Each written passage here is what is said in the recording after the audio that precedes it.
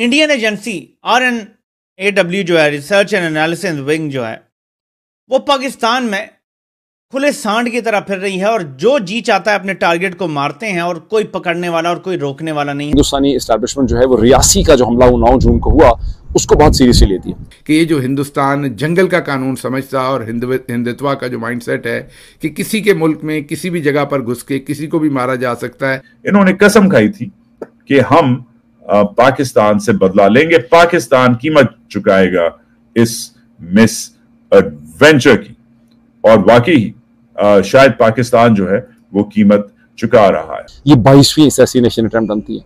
आपके मुल्क के अंदर घुस के ये सब कुछ किया जा रहा है। और इसके साथ साथ मैं ये भी तकाजा करूंगा कि अगर कहीं फेलियर है किसी का परफॉर्मेंस में तो उनके खिलाफ भी फौरन एक्शन लिया जाए, क्योंकि ये सब कुछ हो रहा है और बार बार हो रहा है। अभी आमिर सरफराज तांबा को लाहौर में इसी तरीके से जाँ भाग किया गया, अब उसके बाद ब्रिगेडियर साहब को किया गया, तो ये सिलसिला कहाँ रुकेगा? तो तुम लोग सेफ नहीं हो और हम तुम्हें हिट ऑन करेंगे। इन अदर वर्ड्स बाज़ हिंदुस्तानी ज़राए ब्लॉग ने इसको मुसाद स्टाइल जो एक्सटर्नल इंटेलिजेंस एजेंसी के ऑपरेशंस हैं उसके साथ भी उन्होंने कंपेयर किया।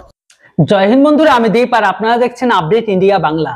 তো বন্ধুরা, যেমনটা আপনারা অবশ্যই জানেন যে পাপ কোনোদিন বাপকে ছাড়েনি। আপনি যদি কারোর সাথে অন্যায় করেন তো সেম জিনিস কিন্তু আপনার সাথে হবে, শুধুমাত্র সময়ের অপেক্ষা।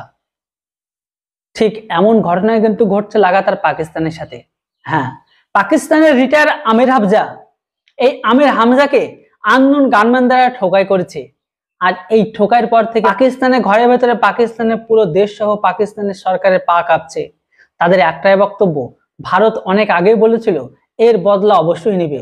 ভারত সেটাই করছে পাকিস্তানের ঘরের ভেতরে। আপনারা জানেন যে এই মুহূর্তে লাগাতার ভারত বিরোধী শত্রুগুলো বা মোস্ট ওয়ান্টেড লিস্টে থাকা ভারতের শত্রুগুলো কে বা কারা বা আননোন গানম্যান দ্বারা ঠোকাই করা হচ্ছে, হোক পাকিস্তান বা অন্য কোনো দেশে। তাই ভারতের ওই সমস্ত মোস্ট ওয়ান্টেড শত্রুগুলো যেন না ভাবে যে তারা বেশি দিন বেঁচে থাকতে পারবে, কেননা আননোন গানম্যান দ্বারা অবশ্যই তারা ঠোকাই হবে। রিয়াসে হামলার পর ভারতের তরফ থেকে বলা হয়েছিল যে ভারতের শত্রু কাউকে ছাড়বে না। তো এই মুহূর্তে আমির হামজা মারা যাবার পরে পাকিস্তানের মিডিয়াতে কথা এখন একটাই, যে পাকিস্তানের ঘরের ভেতরে ভারতেরা খোলা ষাঁড়ের মতো ঘুরে বেড়াচ্ছে, যখন যাকে ইচ্ছা তাকে ঠকে দিয়ে চলে যাচ্ছে, কেউ কিছু করতে পারছে না। তো যেটা হোক বন্ধুরা, পুরো বিষয়টির উপর পাকিস্তান মিডিয়াতে কি আলোচনা হচ্ছে সেটা আগে আপনারা শুনে নিন। रिटायर्ड अमीर हमजा साहब को शहीद कर दिया गया था, कत्ल कर दिया गया था एंड उस वक्त जब वो झेलम से लिल्ला की तरफ जा रहे थे। लिल्ला वो इंटरचेंज है जिससे मोटरवे पर चढ़ा जाता है झेलम से आके। लिल्ला से ज़रा पहले जब वो अपनी बीवी और बेटी के साथ थे गाड़ी में, उनकी गाड़ी पर कातिलाना हमला किया गया मोटरसाइकिल सवारों की तरफ से, टारगेटेड किलिंग की गई और मौके पर वो शहीद हो गए, जाँ बहक हो गए, उनका कत्ल हो गया। उनकी बीवी और बेटी जो है वो शदीद ज़ख्मी हुई। नवंबर 2023 के अंदर लश्कर तैयबा का एक जो मिलिटेंट है जिसका नाम ख्वाजा शाहिद है, जिसका लक़ब मियाँ मुजाहिद है, उसको टारगेट किया गया आज़ाद कश्मीर में लाइन ऑफ कंट्रोल के करीब। वो उसका भी क्रेडिट जो है वो ले रहे हैं। दूसरी जो इम्पोर्टेंट चीज़ है वो ये है कि ब्रिगेडियर अली हमजा जो हैं उनकी बेटी और उनकी वाइफ उनके साथ थी, वो इस हमले में ज़ख्मी हुई हैं। लेकिन उनकी बीवी का ये कहना है कि उनकी किसी बिलोंगिंग्स को किसी ने वहाँ पे हाथ नहीं लगाया और जो इन पे जो अटैकर्स हैं ये 4 अटैकर्स थे। और उसके बाद इन्होंने बहुत ही इत्मीनान से एक फिल्म सीन की तरह ब्रिगेडियर साहब को ही टारगेट किया। आज टाइम्स ऑफ इंडिया ने एक फीचर स्टोरी इसी इशू के ऊपर लिखी है, इसी साने पर, इसी इंसिडेंट पर लिखी है, और जो कि बहुत तशवीशनाक है। अगर उस स्टोरी को पढ़ें तो आपको गार्डियन ने जो चंद महीने पहले एक स्टोरी दी थी जिसमें कहा था कि हिंदुस्तानी रॉ ने पाकिस्तान में घुसकर 20 पाकिस्तानियों को जो है वो शहीद किया है, जाँ भाग किया है, कत्ल किया है, उसी का शायबा देने की टाइम्स ऑफ इंडिया ने ये कोशिश की है। इस स्टोरी के अंदर वो ये बताने की कोशिश कर रहे हैं कि जो ब्रिगेडियर रिटायर्ड अमीर हमजा थे वो ISI के किसी ऑपरेशन के हेड थे और माजी में वो ऑपरेशंस को हेड कर चुके हैं, ऐसे ऑपरेशंस को जिनसे हिंदुस्तान को टारगेट किया गया था या हिंदुस्तान समझता है कि वो उसमें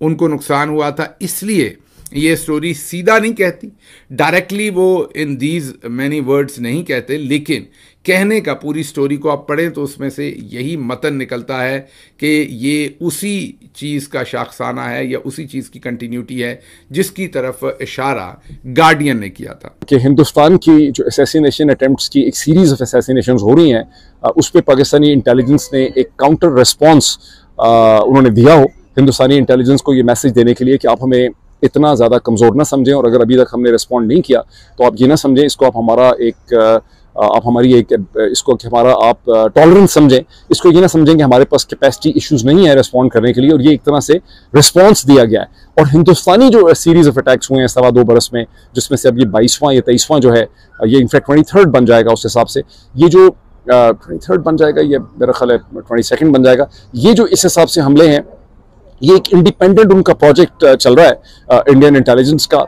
अगर आप उनकी जो सारी रिपोर्ट्स है उसको एनालिसिस करें, डॉट कनेक्टिंग करें, और उसमें वो कह रहे हैं कि जितने भी वो अनासर पाकिस्तान के अंदर हैं जिन्होंने किसी भी स्टेज के ऊपर हिंदुस्तानी पंजाब के अंदर सिख मूवमेंट के लिए और जम्मू एंड कश्मीर की जो मिलिटेंसी है उसमें उन्होंने कोई रोल प्ले किया था, तो हम उनको टारगेट कर रहे हैं। वो एक मैसेज दे रहे हैं उन तमाम ऑपरेटिव्स को कि तुम अगर पाकिस्तान के अंदर भी हो तो तुम लोग सेफ नहीं हो और हम तुम्हें हिट ऑन करेंगे। इन अदर वर्ड्स, बाज़ हिंदुस्तानी ज़राया ब्लॉग ने इसको मुसाद स्टाइल जो इफ्तारी इंटेलिजेंस एजेंसी के ऑपरेशंस हैं उसके साथ भी उन्होंने कंपेयर किया। जो ऐसे प्रोजेक्ट्स में या ऐसे कामों में रहा है जिससे हिंदुस्तान को कोई तकलीफ होती रही है या वो तकलीफ समझते हैं कि उन्हें हुई थी, उसको टारगेट किया जा रहा है। और उन्होंने आखिर पर एक पूरी तफसील दी है कि ये लेटेस्ट सीरीज़ की, वो लिखते हैं कि ये आखिरी हैं जिनको मारा गया है अभी पाकिस्तान में, मीन शहीद किया गया है, जहाँ भाग किया गया है, लिंक टू ISI जो अटैक्स थे इंडिया के अंदर।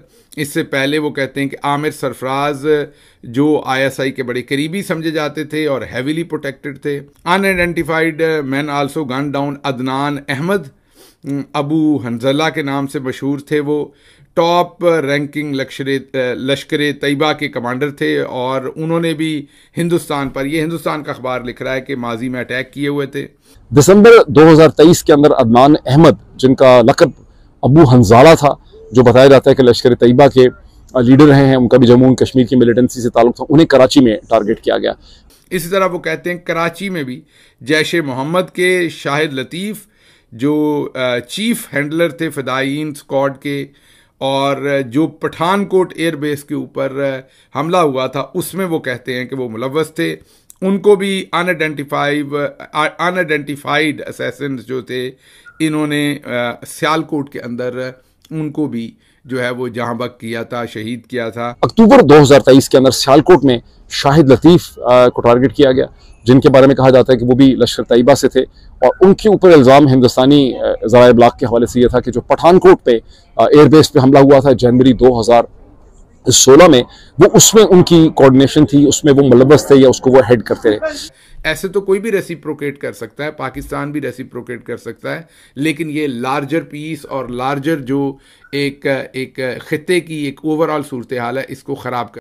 তো বন্ধুরা, যেমনটা আপনারা নিজেরাই শুনলেন, যদি ভিডিও এতক্ষণ পর্যন্ত দেখে থাকেন যে পাকিস্তানের ভেতরে ভয়টা কিভাবে, পাকিস্তানের মেইনস্ট্রিম মিডিয়া সম্পূর্ণ সাইলেন্ট, এমনকি পাকিস্তানে যে সমস্ত একাধিক বিশেষজ্ঞ আছে সেই সমস্ত বিশেষজ্ঞ বা এক্সপার্টরা এটাকে নিয়ে ডিসকাস করছে যে ভারত কাউকে ছাড়বে না। রিসেন্ট রিয়াসি হামলার বদলা তো নিচ্ছেই, তাছাড়া 2018 সালে এই আমির হামজা ভারতের জম্মু কাশ্মীরের সেনা বেসের উপর অর্থাৎ সেনা ক্যাম্পে হামলা করায়, সেই হামলায় ভারতের সেনা সহ অনেকজন মারা যায়, সেটারই বদলা নিয়ে নিল এবার। কিন্তু পাকিস্তানের চিন্তা এখন একটাই যে ভারত এটা করছে কিভাবে, এর ওপর পাকিস্তানের হাতে বা পাকিস্তানের গোয়েন্দাদের হাতে কিছুই লাগছে না।